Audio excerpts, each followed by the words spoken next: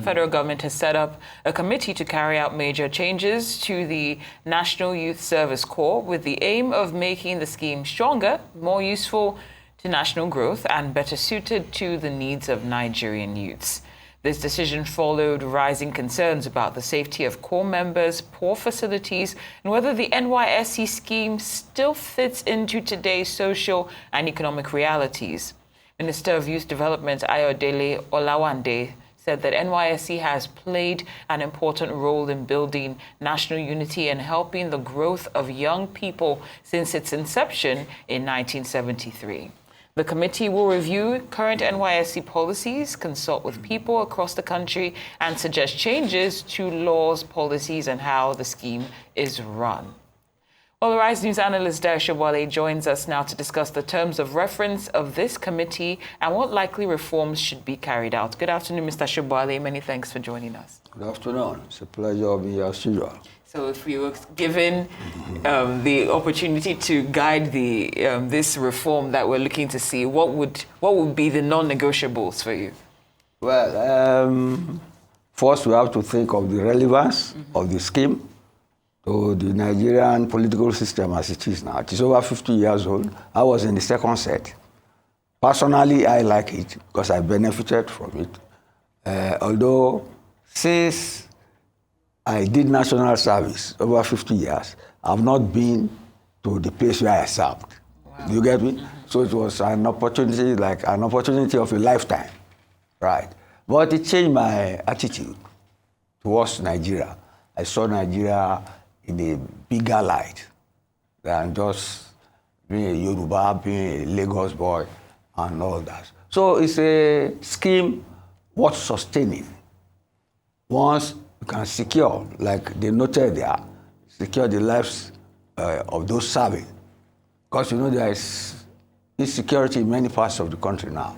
So they must take cognizance of the level of insecurity before posting people. Don't post people to where they fall into the hands of terrorists.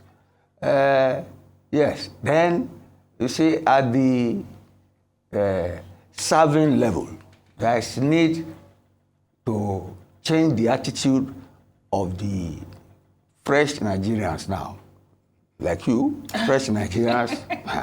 See, the attitude of those people is quite different from the attitude at my time. I served post-Civil War.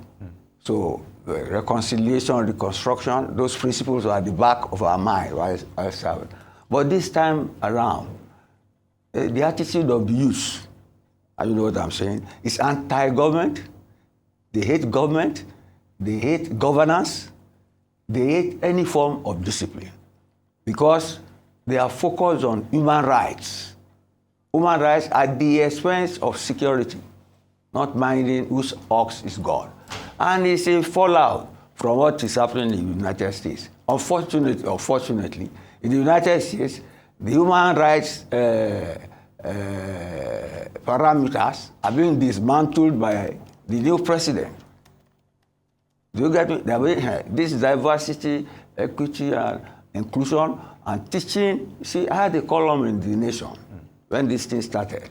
When they started this critical race theory and teaching people in schools that the blacks built the nation and that the white people, the white young boys should feel guilty that their forefathers maltreated blacks. They were treated. I said then, two wrongs do not make a right, which was what has led to the fury against that theory and Trump being elected now. So, you see, in our own situation, if a youth is going for national service, he wants guarantee of employment, he wants guarantee of being trained for one thing or the other, he wants guarantee of being welcome in the society he is in. So the orientation must be first and foremost to instill patriotism, either at university level or at the serving level, instill patriotism, instill love of the government, and try to discard hatred of the government inherent. Even there, you know, some questions, you know that they are guided against the state. You get me? It is, no nation can pull along in terms of governance, in terms of creating a peaceful environment for its people to thrive. So that orientation is crucial. Our youths are hungry, unhappy, anti-government, they distrust government. And then there is the issue of misinformation and disinformation, especially on social media. Anything our youth see on social media, they think it is God's own truth. I don't blame them. When we started learning, anything we read in the newspapers, we think it was God's own truth. Because if it was not true, they won't publish it. That orientation matters a lot. Civil engagement and education to know the values of the society, to know what government is about, to know that government is not set up to make life difficult for people. That's the attitude of our youth nowadays. And you can see even the youth corpers, if they talk about government, you think they're talking about a government of that is occupying Nigerian territory, not the government which they put in power.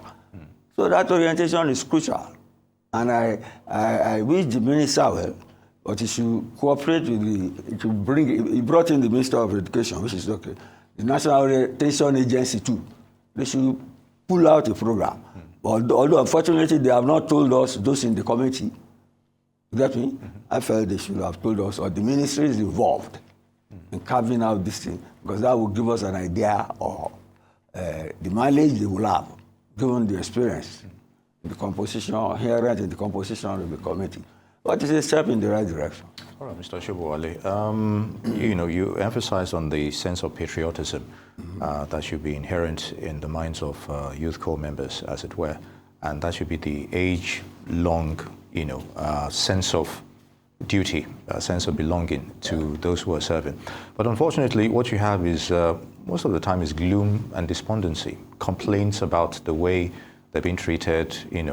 You also emphasize the issue about the lack of guarantees on security as well. When we're having myriads of problems, we're talking about their, taking care of them in terms of the wages they've been paid, even if it's just a token for their well-being. And all of these problems are there. And there's this anti-government scenario also prevalent. So how can one attain that sense of patriotism by somebody who doesn't even have, that patience or that belief that something good will happen from what they are currently doing for just that 1 year? Some even think, it's a waste of my time. When you talk to people that, another 1 year of, I should just go straight to this. You see, the corps is 50 years old now. Yeah. When we started second year, we viewed it with suspicion. But somehow, people have seen people who are coming and out. And some people look forward to it. Some people go to great length, especially children of wealthy people, not to be posted outside their state. That's another issue. That's part of it. But if this government now, they are not thinking of scrapping it. Although, if I have my way, I will say because of insecurity, they should suspend it. Because of insecurity, they should suspend it. And the fact that, you see, there are some issues that I saw when I was serving. Maybe I will narrate some of them. You see, in some states, they know that they need your discipline if you serve there. But they will not take you no matter how well you serve. They are waiting for the indigene to come.